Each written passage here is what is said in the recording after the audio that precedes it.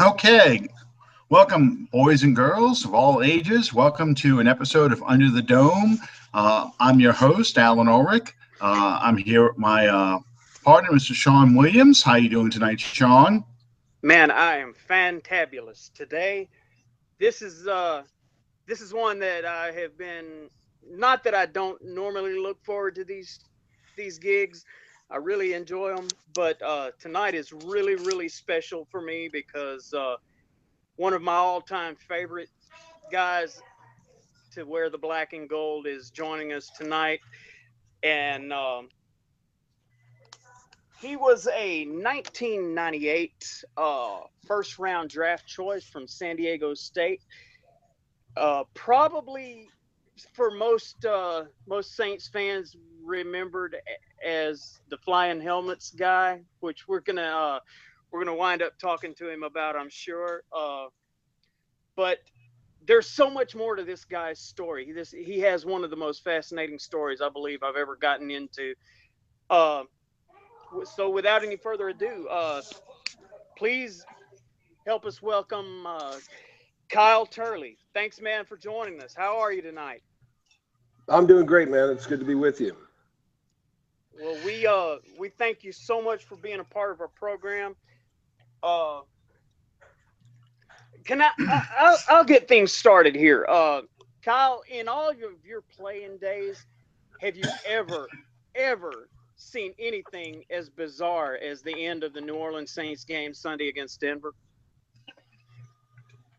Well, yeah, that's pretty relative. We played in a pretty unique era of the game, so I've seen some pretty bizarre things. You know, so no, not bizarre. Just the whole rule change on that. The ability to score on that, is the only thing that made it bizarre to me. Kyle, what's your impression of the Saints this year and what you've seen so far? How do you see this team? They've got some great key pieces of the puzzle, but I think it's obvious that they let too many of the other good ones go.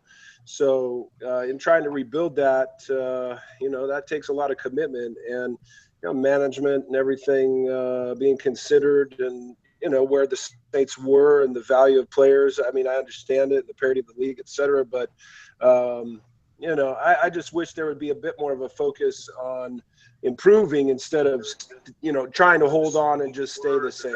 You know what I mean?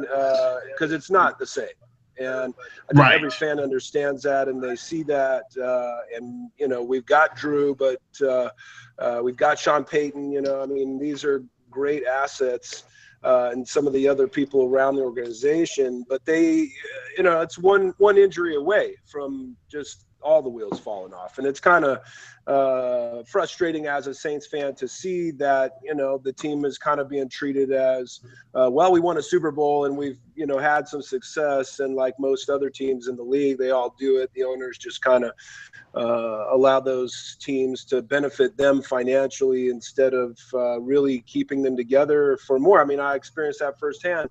The year that I had the biggest chance to go to the Super Bowl was after I got traded to the Rams. And the irony of it is that I got traded to the Rams, and then Jake Delhomme got traded to the Panthers. And if we had kept that team, and then they got rid of Chris Naoli, they got rid of Willie Roaf, they let that entire thing just dismantle.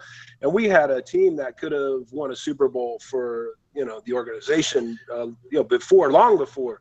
And then they finally hit it. It's a lottery kind of deal, and you got to roll the dice. But they did put some attention on to bringing some tremendous players to the organization, and now they're kind of not. It's just kind of hanging on. How do we get Drew's contract done? They let Jimmy Graham go. They let these great assets on defense go, and it's frustrating to see that the team is kind of just being treated like it used to be. Right. Well, you brought up some good memories and some not so good memories. I remember that 2002 team, only having to win one more game, and we lost those last three. I was at a couple of them. I was at the both the Minnesota game and the Carolina game when the crowd was chanting, "We want Jake." Right. It was a really, really tough time. And I'm a UL graduate, so I am partial to Jake Dillon to begin with. Yeah, that was a very tough team and tough time. But kind of following. Oh, go ahead. Kyle, I Go ahead. talked earlier today with someone that said they knew you quite well, and actually he was the very first guest that we had on our show when we started, isn't D. Scott Alexander? Yeah. Oh yeah. He told me to tell you hello, first of all, and one of his partners is a guy that you should be relatively familiar with, I would assume. A certain former running back named Deuce McAllister. Oh man, who's that? No, I'm just no, Deuce is my guy, man. We had some great players on the team. Deuce is definitely one of my guys, and was an honor to block for him. Well, I can tell you that Deuce did say that of all the guys that he played with, that you were probably one of his all-time favorites.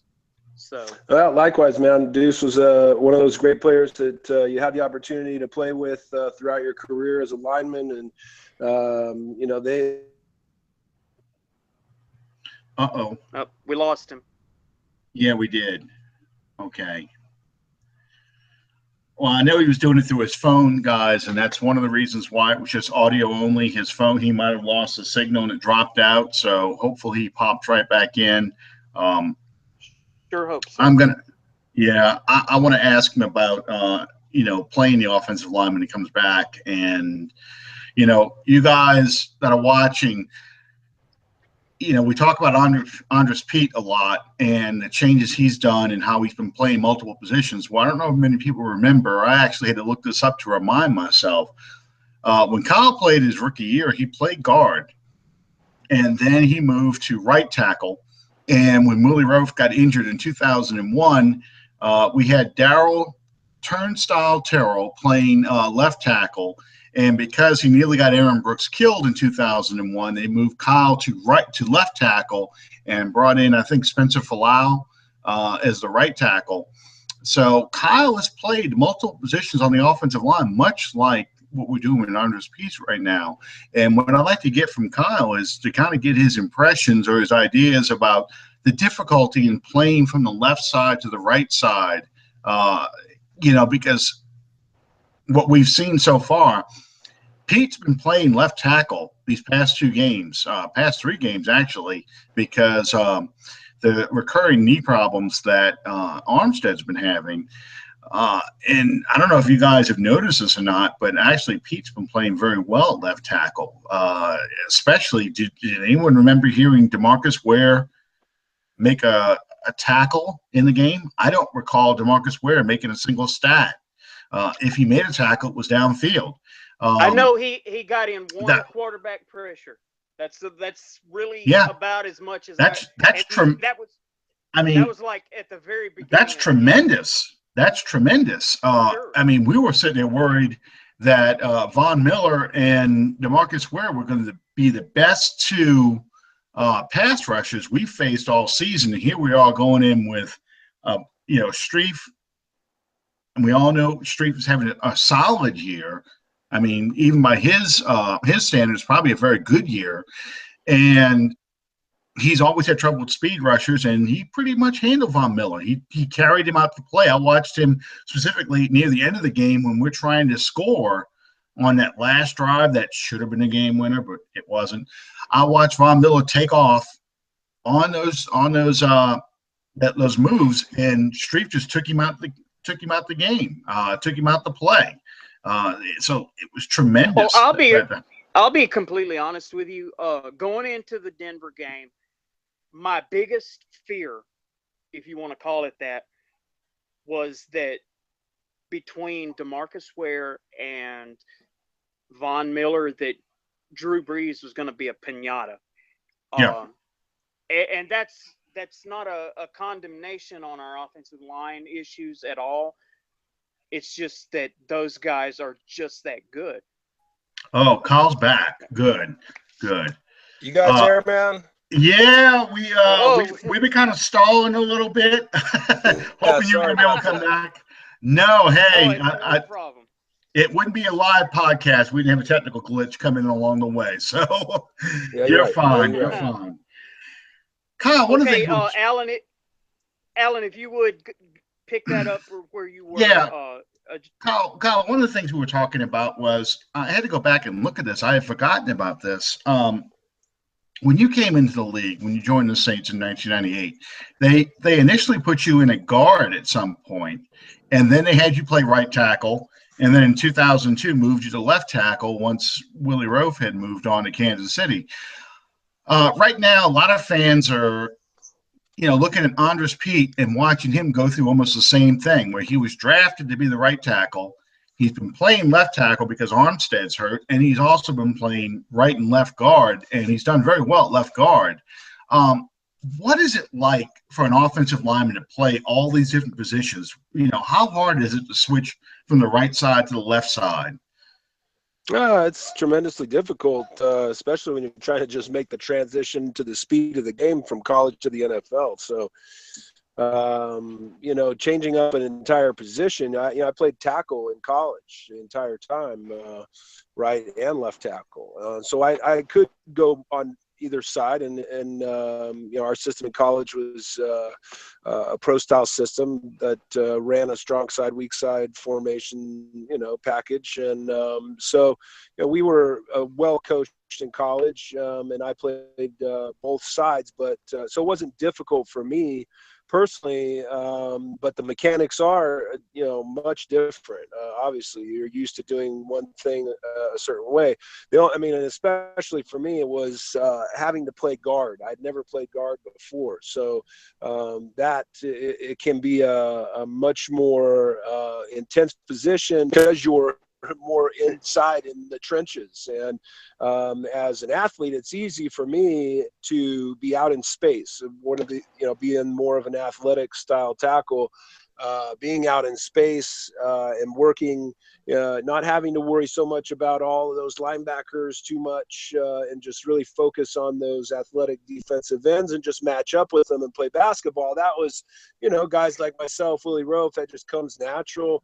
You put us interior, it's another story, but I got a kind of a baptism by fire, in that the people in our conference at that time were the best in the league. And so, for me, it was I had ability. I had the smarts and ways to be able to make that adjustment, but it was an adjustment, and making that adjustment as a rookie was a great test for me personally, which I think springboarded my career, being so good early on and having success as a rookie, not being a bust, because I had the chance to go against guys like Warren Sapp and guys that were still in the league, like Chad Henning at the time, and all of these great defensive tackles, Tony Saragusa, and it was an interesting time in the National Football League of the transition of great players to the new era of bigger, faster, stronger,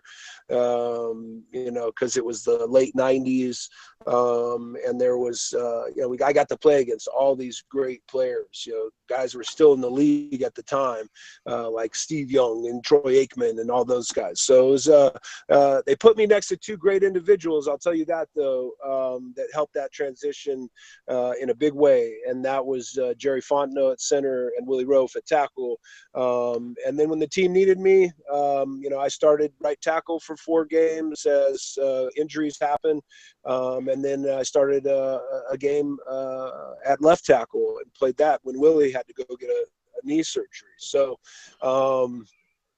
you do what you got to do. I prided myself on being an athlete. Well, you were very impressive. I just marveled at not only your speed, but your strength. You had a lot of natural strength, it seemed, that you could really, even if the opponent had gotten the leverage on you, you could still fight your way through and dominate that player. And and that's a rare gift for a lot of athletes. And you seem to really that came from my wrestling background.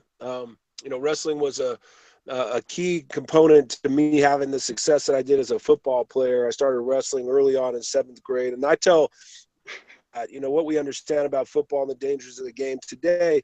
When people ask me if I'm going to let my son play football, and it just holds true still as to what I would have done, whether concussions were an issue or not. He has to be a dominant wrestler before he sees a football field, because I know the dangers of that sport, regardless of concussions. I had all the other injuries and, blown out knees and all these other things. And all of those come into play on the field in football so much as to your understanding of balance and your body, how it works, and movement against an opponent. And nothing can prepare you more for football, especially at any position. I mean, some of the greatest positions, even a wide receiver that have ever played the game of football, period, were state champion wrestlers. From wide receivers to linebackers, some of the greatest players that ever played the game were like wrestlers. And for me, that was what it was. I had strength and ability more so in understanding how to leverage myself, because I wasn't the biggest guy all the time. I knew how to use leverage, and as far as strength was concerned, I just made sure that I worked hard enough in the weight room and ate right to continue to build that muscle, because I was just inside a skinny surfer kid from California. Well, I don't think that nearly enough credit is given. Of course, you came in kind of, well, for lack of a better way of putting it, you came along kind of towards the tail end of an era where you had to play. You were either dead or you were on the field. And I don't think that many people realize that you played 5 years in New Orleans and you missed one start due to if my research doesn't fail me here, you had an ankle injury that caused you to miss one game as a Saint. That's right. Yeah, my rookie year. Yeah, Ditka didn't want to play me, and he didn't feel we needed to. The irony of it is he didn't feel he needed to waste me against the Rams, who I ended up playing for. Were so horrible Kyle, at the time. Kyle, I want to ask you, and before I get into this, I participated in a series of articles for Pro Football Spot, who I write for, in the spring of this year, dealing with concussion injuries, knee injuries, and what have you. And I just want to preface this by saying, if I ask you anything that you'd prefer not to answer, that's fine with me. I completely understand that. But I'm pretty sure everybody knows you can ask me anything.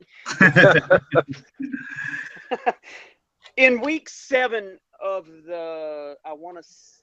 whichever year it was that you played for the Rams, in week 7 you sustained a very, very serious concussion by taking a knee to the back of the head.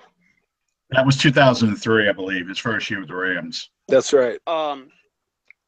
And as I understand it, you were cleared to get back to work on Wednesday of the following week. Is that correct? It's an interesting story, to say the least, knowing the history of where things were. At the time, that was 2003, so that was 1 year after Bennett Omalu came to the National Football League and had all those meetings and everything that you saw in that movie Concussion with Will Smith. Sure. And 3, you would have that awareness about this disease would have demanded more attention to these serious head injuries. And it's a pretty unique story as to how all of that unfolded, edited with a concussion. They just weren't doing that back then. I, as a Saint, it's kind of an interesting story as well, because as I was fully concussed, I got knocked unconscious and taken off the field, and then sat there, and they wanted me to go back in. That happened on the last play of the third quarter, and then they took me right before the end of the game because they sat me on the sideline and just saw that I wasn't getting any better. and couldn't go back in the game at all. And so then they took me to the locker room because they knew that I'd likely just sit out there on the bench and not move until somebody did take me somewhere. As messed up as I was, I don't remember much at all. And they took me to the locker room, walked me to the shower, to my locker, got my pads off me, walked me to the shower. These are all not memories. These are people telling me all of these things that happened, and walked me back to the locker, helped me get my clothes out, the whole deal. Took me to a room where they brought my wife to me, and then released me to my wife and said, here you go. If anything happens, just give us a call, but just take him home. And my wife was terrified. And as she's walking me down the hallway of the stadium there in St. Louis, we run into Joe Johnson, gotten traded to the Packers, and that's who we were playing at the time. And that was one of my only real memories. My only memories of that exist for that moment for probably 6 to 8 hours was Marshall Faulk's face coming into frame, and then Joe Johnson's face coming into frame, and that's my two teammates from college and then pros and then the NFL, and my pivotal years in New Orleans there with being with Joe. And Joe saw how messed up I was, and he was really scared. That would mean that's pretty serious to scare a guy like Joe Johnson. And he told my wife that she should take me to the hospital right away. So even more terrified, my wife's just in this situation here, having to deal with this, and I'm 310 pounds, and she's trying to lug me around, and I'm punch drunk, completely punch drunk. And we find a police officer that takes us to the hospital. This is an NFL game, to an NFL player you just signed a $30 million contract to. And that was how I was treated. I went to the hospital, and they ran scans on my brain, and then the team very quickly came in to take over that situation. I'm sure they did. After the scans showed that I really had something going on, and that it wasn't bleeding, it wasn't swelling, but that they discovered at that time this massive calloused brain, and that my entire brain was starting to be taken over by this disease that we now know. And so the team quickly came in and that just would that would be the CTE, correctly? What's that? I'm sorry to interrupt you, but what you were just referring to, the taking over your brain, that was the CTE, correct? Yeah, that's what we now know about it, and Okay. that's what it was, a big blurred mass around my brain, which is the cerebral cortex being compromised by this protein that everybody saw discovered in the movie with Will Smith, and that is what's affecting our brains. That's what's affecting Steve Gleason and his ALS, is that has progressed to that level. That's what they just found in Kevin Turner that played at Alabama. So anyways, that was an interesting Saints little history story, and that Joe Johnson, those connections to the Saints always keep coming back around to help me in life. Even to this day, my teammates from that team are still just the most connected people from the game in my life, and we all help each other, and we're all connected. It's really interesting and an awesome thing to see. That's great to hear too. That's probably the best part. Yeah. Now, Kyle, do you suffer from long-term effects from this? Are you still going through blackouts or anything like that? Nope, not anymore. No, I found the right medicine finally to deal with this injury. And unfortunately, I was given just an unbelievable cocktail of pharmaceuticals to address it, and it wasn't happening, and wasn't getting better. And it was quite worse, in fact, every year. And I still recognize the issues from it, but at the same time, I've found the proper medicine to deal with this injury. And it's been a night and day shift as this thing progresses, because it is progressive. I believe I possibly could be halting it or slowing down the progression of it. But for me, in those dealing with it with pharmaceuticals, it was progressing at a rapid rate. And not only just in my brain, but my overall body and health was being affected because I truly believe my nervous system wasn't having a chance at all against all these chemicals. And that was from painkillers and muscle relaxers and anti-inflammatories and sleep aids and all these other things that then also post-career and understanding the brain injury more after I had more episodes post-career of vertigo and was hospitalized in and out of the ER a few times, staying for 3 days once because I had a seizure, had to get held down by 4 nurses in an MRI machine, and then they find the brain disease again a second time in Nashville post-career.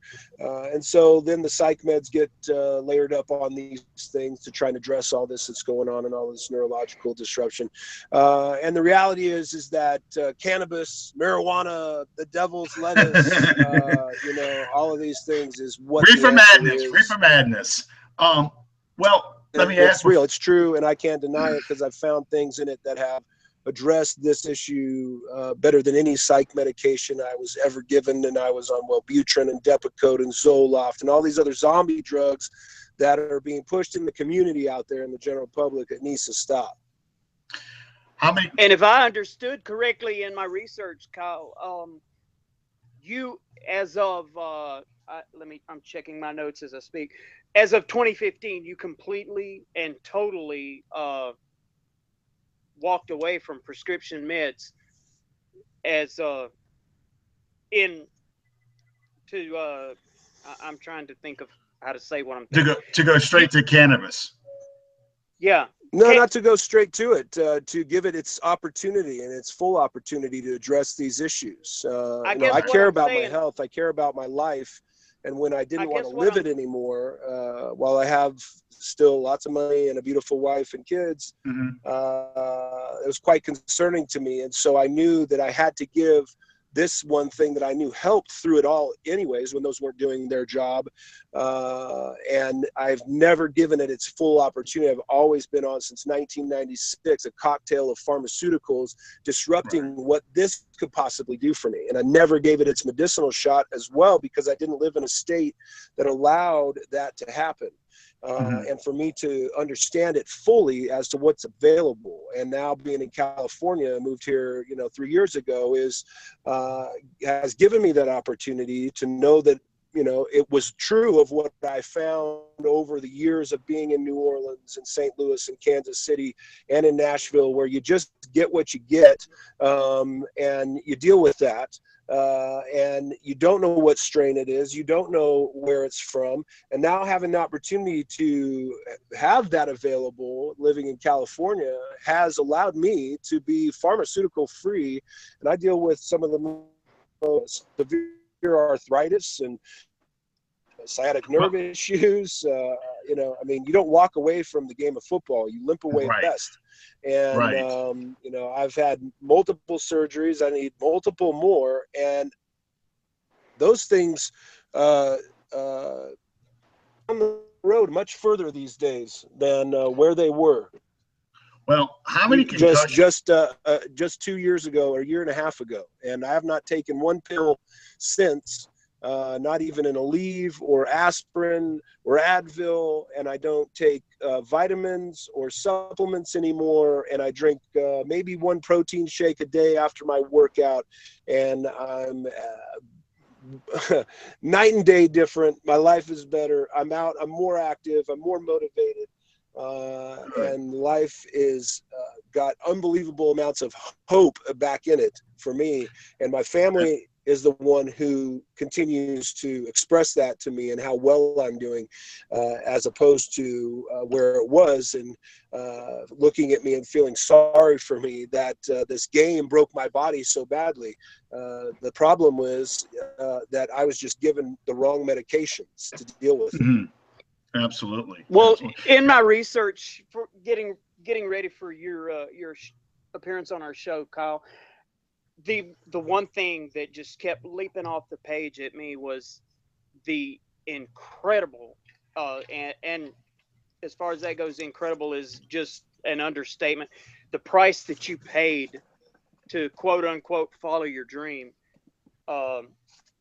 And as I understand it, you've been diagnosed with CTE-like symptoms, as well as the early onset of Alzheimer's disease, and you've dealt with a long issue of seizure disorder. Is all that correct? Correct.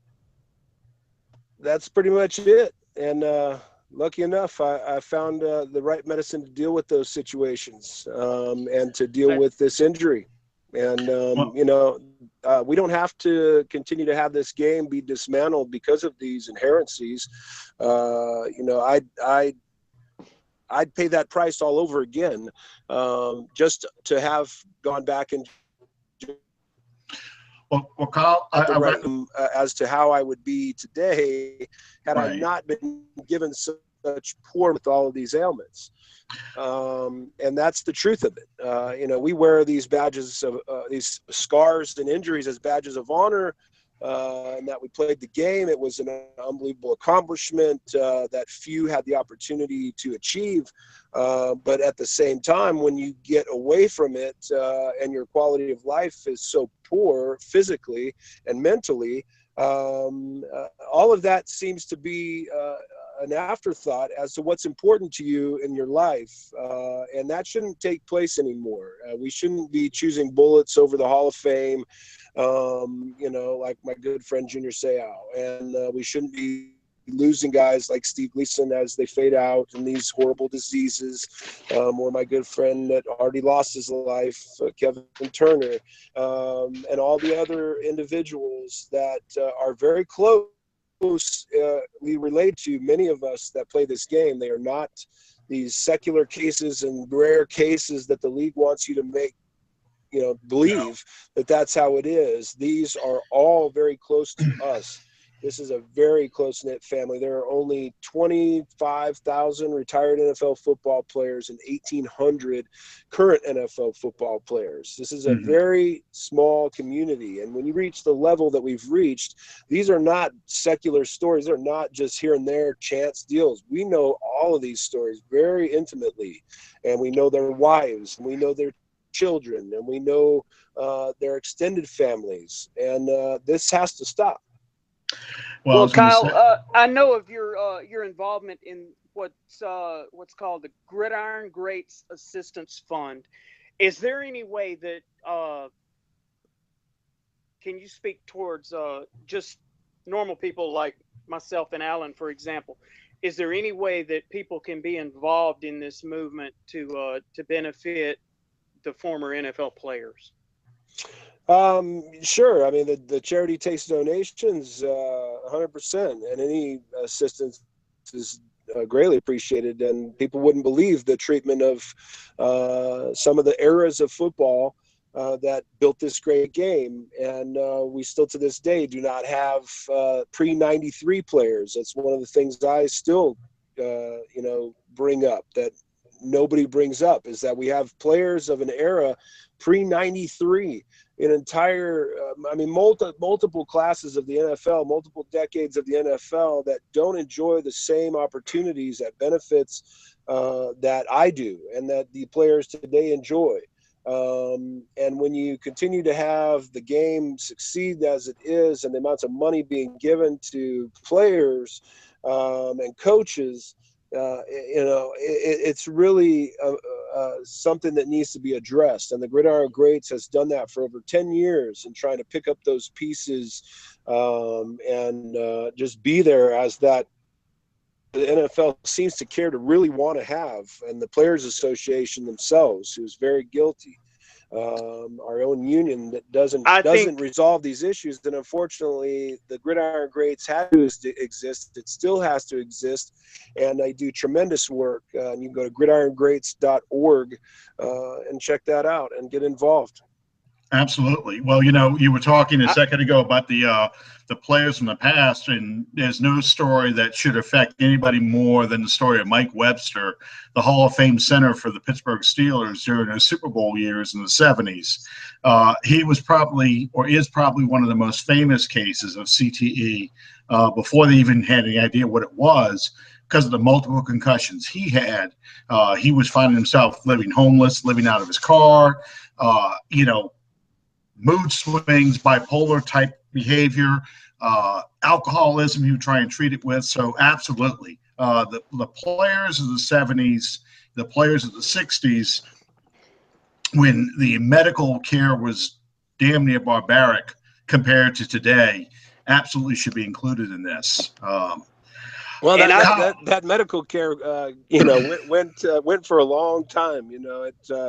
Exactly. It went all the way until 2006 when the Gridiron Greats organization started, and Mike Ditka brought this to the attention of everyone, and that we have a problem, and that the way we are treating our players needs to change. And for a guy like Mike Ditka to say some things like that, should have kind of pretty much ended it right there, but unfortunately it didn't. And Mike Webster's story still rings true today in many cases. And these suicides have not stopped, and these situations have not stopped. And it all goes back to the medications given to deal with these injuries, especially dealing with our brain. And unless we address that, we're going to continue to have Mike Websters. The game is the game, and the injury is inherent. If we don't acknowledge that as such, then we're never going to resolve it, because we're not allowing certain medicines to even be used that have shown unbelievable promise, because they are not considered. The main reason is because they don't want to have the liability assumption by saying that here's a medicine for a brain injury that is occurring in this sport. They won't even allow cryotherapies to be included into concussion recovery protocols, because they don't want to admit that the concussions come from football still. They won't allow, they still don't have the opportunity to have hyperbaric treatments, oxygen therapies. All of the therapies and treatments and medicines that work for brain injury aren't even being prescribed to players after they have concussions as it stands, because by prescribing the medication, it admits liability, or it lends to liability. And so any player being concussed, we've got a kid out here on the Rams that's had a seizure, a first-round draft pick, Robert Quinn, and this is in the news right now, not being paid enough attention to, and he's out of the hospital now, and everybody says, oh, he's going to be at practice, and blah, blah, blah. This is the epitome of health. An NFL football player in his prime, and he's woke up having seizures. And we're not discussing this properly enough right now. And he's not, I would dare say, getting the right medication or information, for that matter, from the team still to this day. Wow. Well, Kyle, when I participated in this series of articles in the spring that dealt with the CTE, I was just blown away at some of the things I found.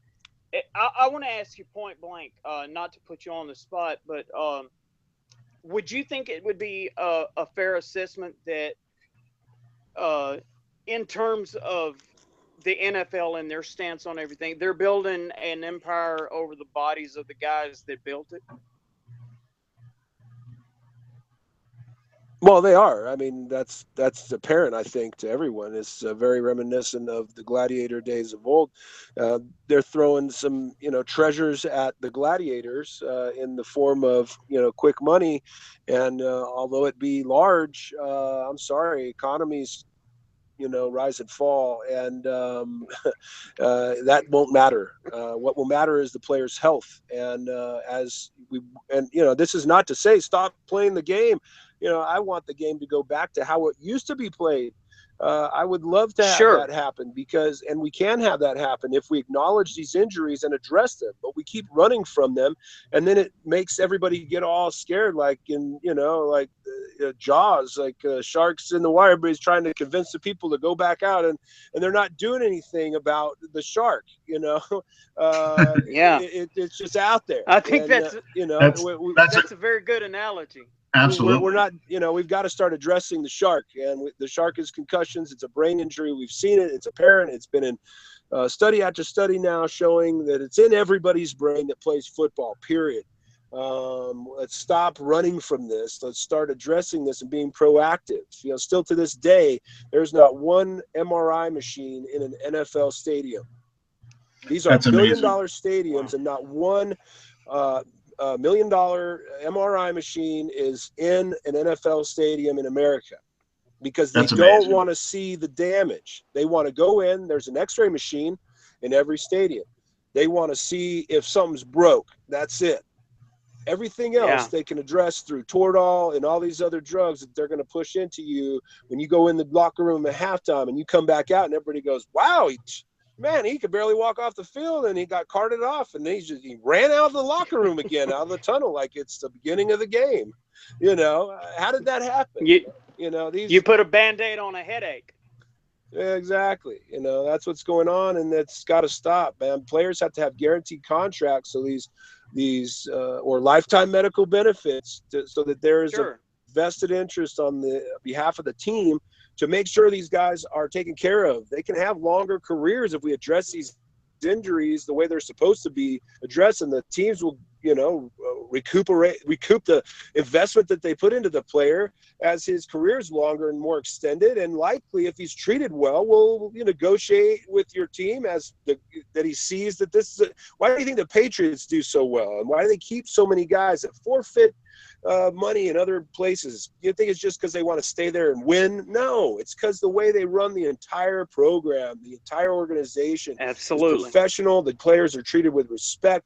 They are taken care of at the best and the highest level. They're not treated as pawns or this meat grinder cattle deal over and again. That's just too rampant in every other NFL football team. Yeah, Bobby Hebert's favorite quote about that is from the old Dallas Cowboys general manager, Tex Schramm. We're the ranchers and you're all the cattle, and we can always get more cattle. So that's the way the ownership looks at things. They do, and you see what's going on with the Patriots because they don't buy into that, and they're not in on this whole deal with the other teams, and that's why they hate Tom Brady, because he's not one of theirs, and he doesn't do what they say, and neither does Belichick, and Kraft, and he understands that it's important to have these great relationships with your players and your coaches and build this family, and too many other teams just fail at doing that. It's all business. Well, I gotta say, I keep referring to this because I spent quite a bit of time researching you to do this show. I wanted to do it justice, and one thing that it leaped off the page to me was first and foremost, like I mentioned earlier, the price that you paid to have that NFL career, but the second thing, more than anything else, was the interest and the effort that you've put forth in trying to help guys that play this game, and I think that's to be commended. I mean, one example, just off the top of my head, I see that when you were a player, you donated a game check. Probably, if truth be told, more than once. I don't have that. To this Gridiron Greats Assistance Fund, you donate a game check to benefit this cause, and the effort that you've made and what have you to help these guys that I'm sure at one point in time you looked up to. I think that's beyond awesome, man. That's just incredible. Well, I appreciate that. I just felt it was my duty. I understood fully what I was handed because I would have played the game for $1. I love football, and I wanted to play in the NFL no matter what. And if it would have been $1, then that's what it would have been. They just had a cot in there up at Airline Drive, and I slept there. And that's what it took. That's what it took. This was a dream as a child to make it to the National Football League, and I never took that for granted. And where that came from, and when I got to New Orleans Airline Drive, I'll never forget, some of these memories are just burned and seared into your brain. And that was Jerry Fontenot saying to me that I made more in one day signing my name to a piece of paper before putting my finger in the dirt for the Saints or in the NFL than he made in 10 years. And, that was very humbling, to me. Yeah, I was going to say, what did it make you humble? What did it make you humble? And I never wanted to ever have anyone say that I never gave everything to repay that on the field or off the field. And if you're going to talk about something, you better be about something. And I've never been one to just talk from not protecting quarterbacks to my other teammates, which was my job, or my family. Football and outside of it, and friends, and just my entire family, and just human beings in general.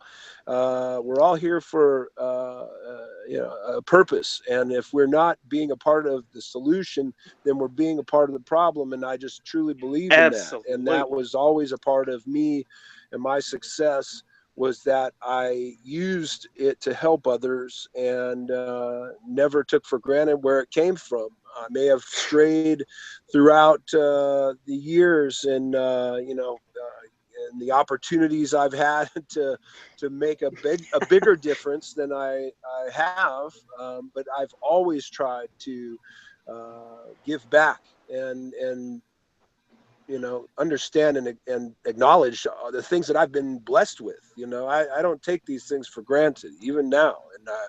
And the abilities that I still have, I don't take them, I try not to take them for too much granted. I'm 41 now. So some days it's just like, wow. But I still, if it makes you feel any better, I don't even remember 41. Yeah, right. Yeah.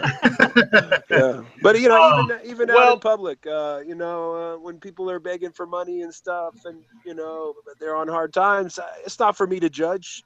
It's for me to help. If I see a situation, I saw a guy today I'm driving. I just took my wife to a nice lunch, and I'm driving out of the parking lot, and some guy, just is digging through he's a kind of a young kid. He was on a bike, and it's a weird kind of scene. A lot of drugs are bad, and take people down wrong roads. He looked like he was a good, healthy young man, but he's in the trash. He's digging stuff out, and he goes both ways with me, because I see things, and I don't try to just get mad at you because the guy pulls the thing out, a big Slurpee out of the trash, and he's just looking for stuff to recycle.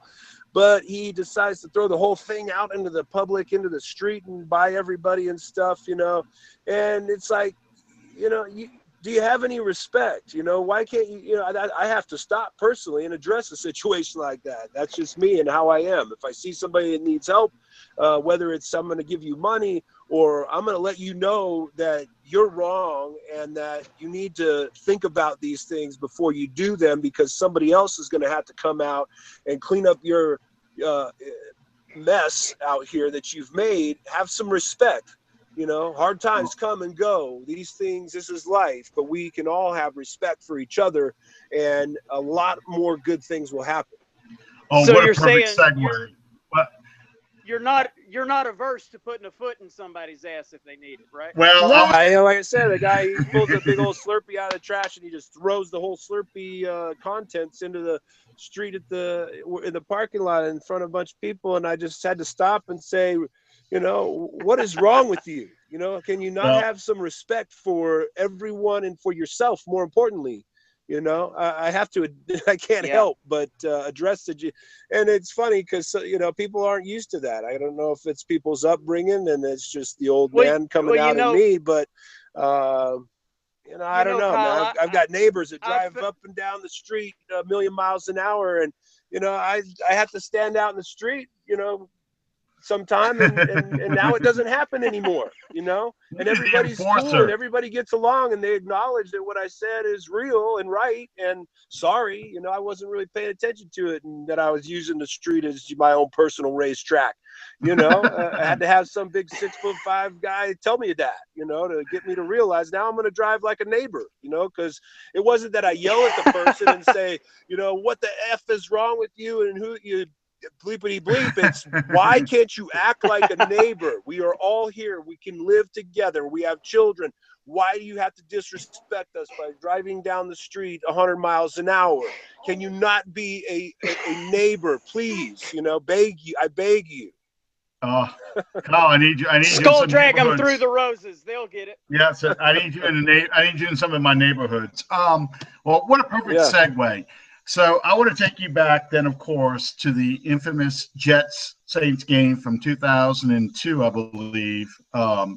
November 4th, 2001. 2001. Okay, 2001 season. Of being an enforcer. What do you? I have this date marked on my calendar. There you go. Like a red letter day. There you go. Okay. What do you remember about that whole incident? I mean, it's become legendary. You know, I had to correct some people. They were thinking that you threw the helmet in the stands. I remember thinking at the time, I hope the player's head's still in it. You know, when you ripped it off. Yeah, right. It was truly probably the red meat, are you not entertained kind of moment for Saints fans of that era. Take us through, you know, what were you thinking? What happened? What do you remember of that game?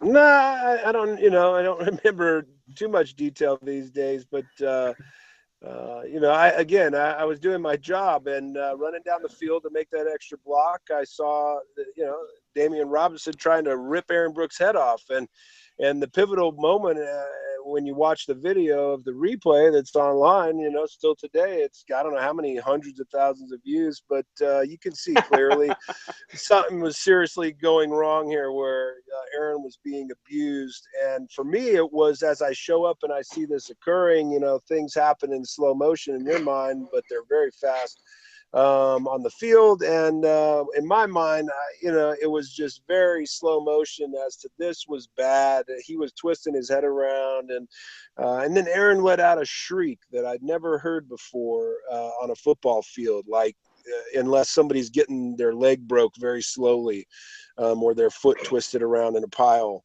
And, you know, those are the shrieks that you never want to hear, and you know that they're bad when they come out, and especially dealing with NFL football players. And that's what happened, and I just, you know, lost it because he kept going, and I was trying to knock his hand away off his face mask, and he wouldn't let go. And so when Aaron shrieked the way he did, I just lost it, and I was, you know, trying to rip that guy's face mask off and, you know, punch a hole in his face and throw his helmet down the field and make him go get it, you know, and it just turned into a big melee brawl of the century. And, you know, right after the Diamondbacks won the World Series, and everybody switched their TVs right over to that. And so, you know, introduction to the world, I guess, as an offensive lineman, you don't get that. And at least it happened to me doing the right thing. I wasn't, you know, saying a racial slur. I wasn't beating my wife. I wasn't kneeling for the national anthem. I wasn't doing anything but trying to do my job, and I just took it a bit too far. Well, I don't think you did at all. Well, you know, I mean, in the context of it, but yeah, you know, I could have done without it. It was a real, you know, I didn't, as a young player, didn't understand at the time the rules and what was going on, you know, literally at the moment, how many rules I had broken.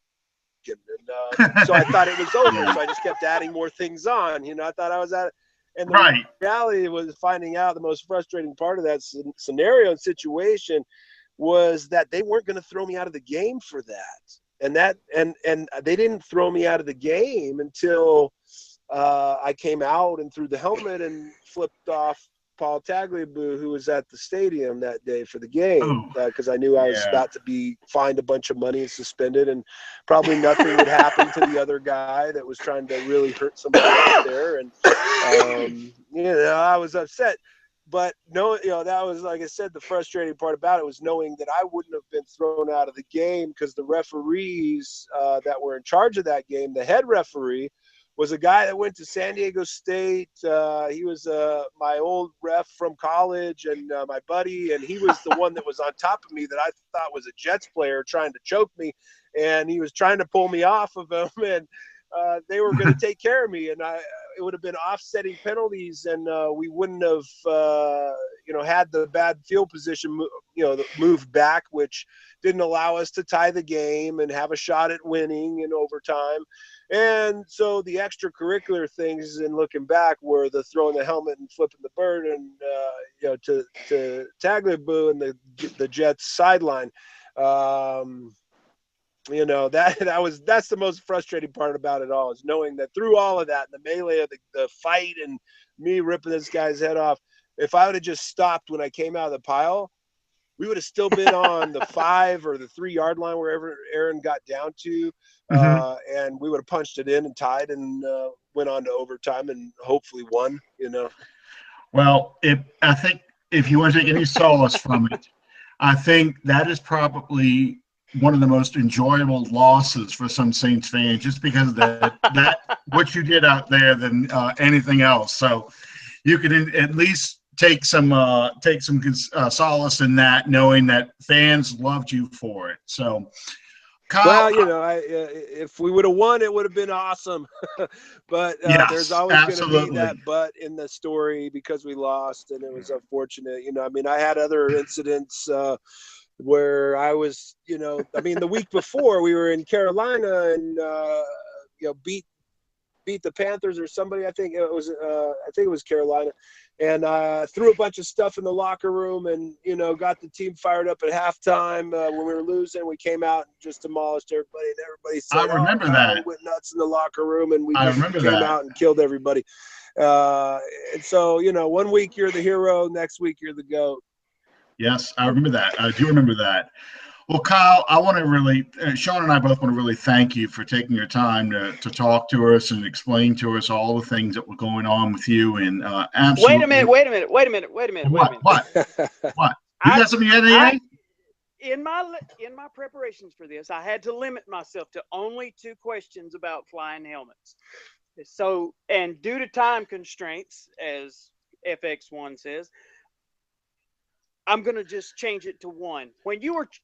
Kyle, when you were coming off the field, and I've watched this video a million times on YouTube, especially in the last week, when you were trotting off the field after the helmet is thrown, after the gesture was made,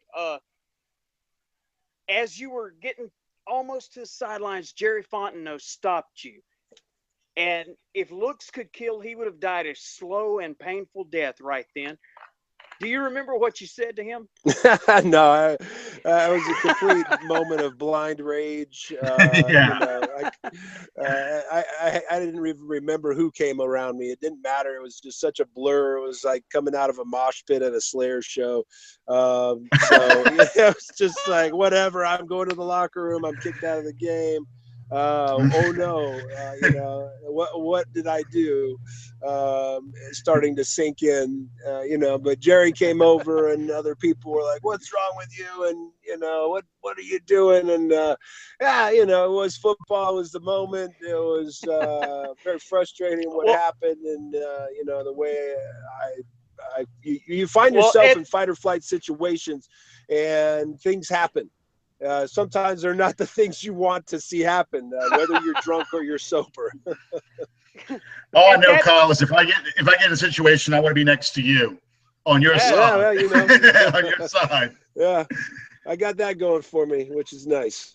Well, I felt, to be honest with you, Kyle, in all seriousness, I felt that your involvement with not only the Gridiron Greats, but also the story that you had, the price that you paid for your career, all of that. I felt that that was probably the greater story that needed to be told in this interview. But what we do due to the time getting away from us, so to speak, we haven't even touched on the career that you began as your NFL career was winding down. Can you tell these people quickly a way that they can get in touch with your new career? I don't really have a career. I'm not really a career guy. I just try to do the things that keep coming to me in this life. You know, I'm a big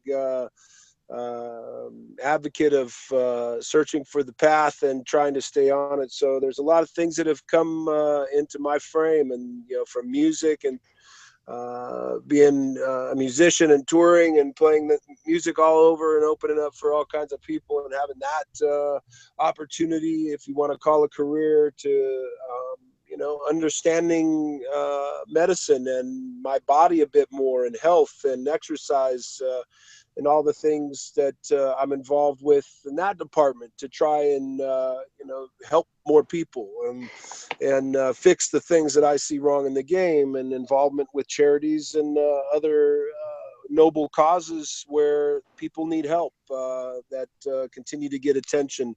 From kids in youth football that are affected in these spinal situations, and the death rate that we have, a severe problem with, to finding the right medicines and how to live a better life and helping guys do so. This is just a continuation of that vision quest that was set out on when I committed to play this game and realized I had an opportunity to accomplish that dream that I had when I was a kid of playing the National Football League, and everything else that has stemmed from that commitment and dedication that I learned from these great coaches throughout my athletic career, from wrestling to football. Just been very fortunate. And so my career is my life. And at the end of it, hopefully it will have been a great one. Well, Kyle. Well, I got to tell you, as I said in the very beginning, Kyle, I've seen a lot of stories coming through this, doing this, following the Saints and what have you, and easily, probably one of the most fascinating stories that I've come across is yours. And I think you are to be commended above and beyond for going above and beyond. Your commitment to not only the game, but preserving the integrity of the game, I think that's huge, and especially now at a time when integrity is not something that a lot of people have an understanding of. I think that you're standing for what you're standing for is huge. Well, just trying to do my part. I appreciate the acknowledgement. And again, it's just you're either here for the solution, or you're here for being a part of the problem. And I can't help. Unfortunately, it's sometimes a curse, but to try and be a part of the solution, even to a fault. Well, Kyle, Absolutely. we really appreciate you. We really appreciate you taking your time to come and talk to us. Thank you, guys. I appreciate the opportunity. Sorry for the technical difficulties. We'll get it worked out next time. We'll follow up. No problem. We definitely want to bring you back because you've got plenty of stories to tell. That's for sure. You got it. You guys got a great show, man. Keep it up. Thank you so much, Kyle. Appreciate the time. And personally, for my own thing, I can tell you guys that when I started covering the Saints for Pro Football Spot 2 or 3 years ago, this gentleman read one of my articles, and from that point on, he supported me, retweeted me. He was absolutely great in supporting what I was doing. And Kyle, real quickly, is there any way that people can follow you and your music, your philanthropy, just whatever? You know, just again, I keep getting into so many things. Just Google Kyle Turley and try to keep up. I don't know. I've got a million things going on, and you just trying to keep up with it all myself. The music's out there on YouTube and on all the internet and everything, with all the sites for sale. And you know, as far as that's concerned, the charity work, we went over that with gridirongreats.org. And you know, there's a number of other charities though that people can go to. Just you know, keep up. And you know, it's such an interesting time we live in with the information age that it is, as you know, and you can have an opportunity to have a voice and people hear you. Guys experience that with the success of your show. So we'll see what is in store. Just follow along. I don't know what I'll be doing. Maybe we'll be cleaning up the mess politically from what's going to happen here. I don't know. And maybe I'll run for president next term. It could get interesting. We'll see. Absolutely. Well, thank you again, Kyle. I appreciate it. You got it. All right, guys. Yeah, you're right. Who dat? All righty. Who dat, baby?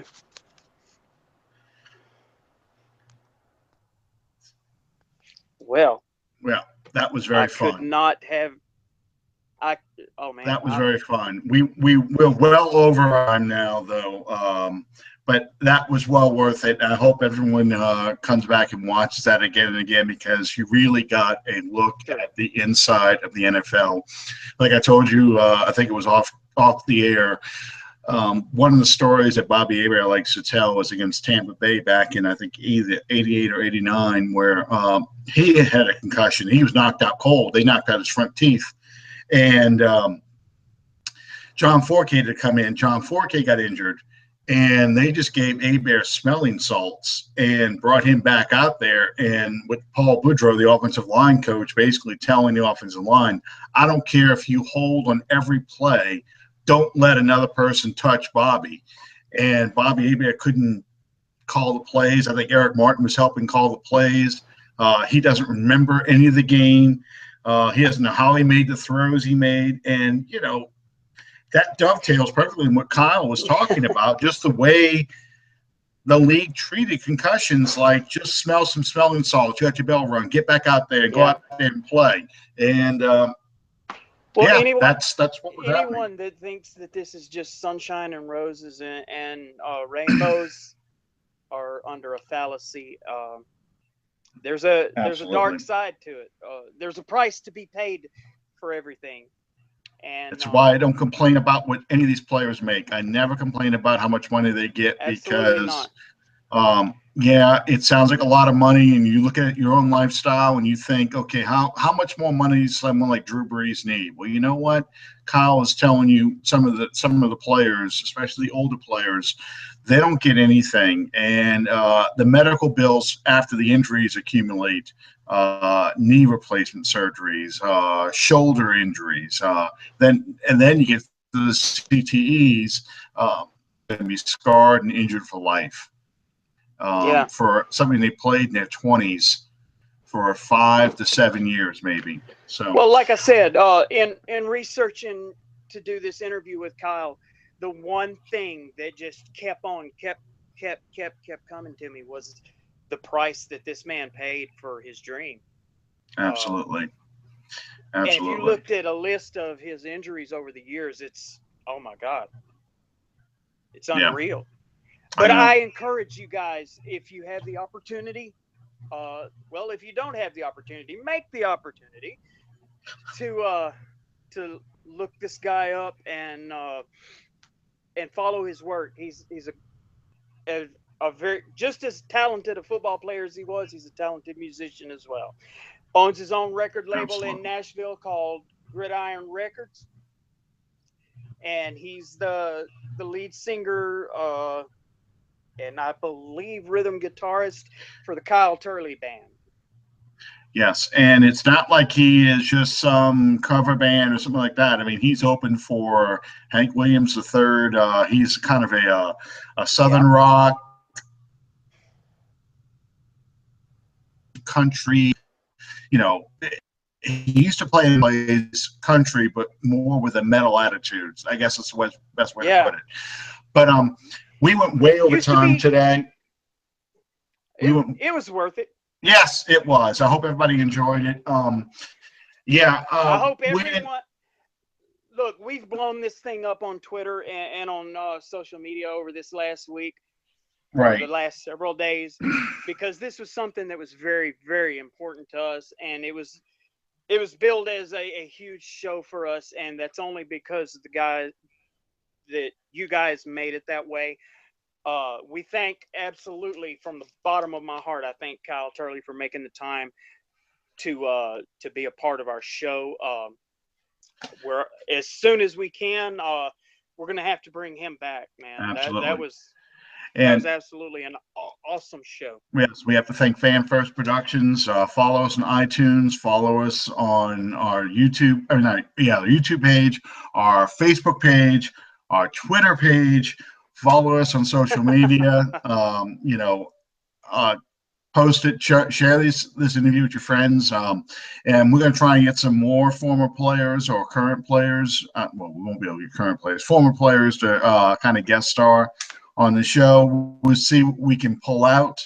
How many people want to talk to people like us? And there's nothing more we can really say about the Broncos game that we haven't already said in various social media. 4 turnovers will cost you a game every time. But it was probably the most painful part of it was that, the way the game ended, you really thought, maybe we pulled something out. It just didn't work that way. Now we have to play, speaking of player safety, we have to play a game on Thursday night against the Carolina Panthers. It's a divisional game. For all those people that are still debating with themselves or the Twitter community or whatever over whether or not the guy stepped out of bounds, get real close. Look me in my eyes. I'm saying this like I have to say to my children. Look me in my eyes. Okay.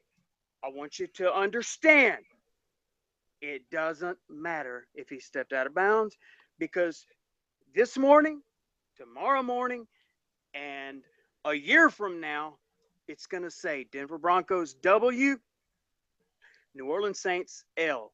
It doesn't matter. It's time to move on to the Carolina Panthers. Okay. That's my extra point for this week. Well, I'm still mad about a touchdown pass that Jerry Rice did not get. He fumbled it before he crossed the goal line back in 1989. I've got the video proof on YouTube. I can prove it. I saw it again. They showed it on the forward pass at Football Life. They got an aerial view. You can see it happen. And that's my extra point. Thank y'all, all y'all, for sticking with us. We went 18 minutes over. Thank y'all for sticking with us. And I hope, who dat? I hope we have a win. Let's try and get to 500 again. And let's see if we can actually get over 500, because once we play the Carolina Panthers, we have a very winnable schedule. I think we're playing only 2 teams with winning records the rest of the way. So it's a very winnable schedule. So the season's not over. It would have been nice to get the win against Denver, but let's just move forward and keep going. Absolutely. All right. Thank you all again for showing up and watching. Glad y'all stuck with us. And we'll see you next Tuesday night. Enjoy the long weekend. After the Saints play on Thursday, you can actually watch the other games and not give a care and just hope the Falcons lose again and hope Tampa loses. So anyway, good night, everybody. Good night. Thank you guys for watching.